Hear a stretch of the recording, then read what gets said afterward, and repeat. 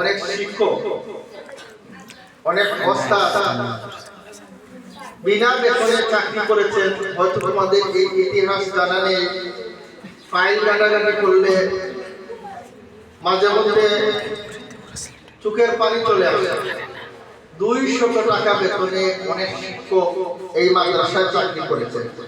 অনেকে 5-7 বছর এই মাদ্রাসায় শ্রম দিয়েছেন, 10 বছর শ্রম দিয়েছেন বিনা বেতনে। আজকে অনেকে ত্যাগ প্রতিজ্ঞা শ্রমের ফসল হচ্ছে বাংলা আরবিয়া হাফিজিয়া দাখিল মাদ্রাসা, যেই মাদ্রাসাতে প্রায় 500 শিক্ষার্থী অধ্যয়নরত আছে। সুতরাং কারো অবদান নিয়ে ছোট করে দেখা যাবে না।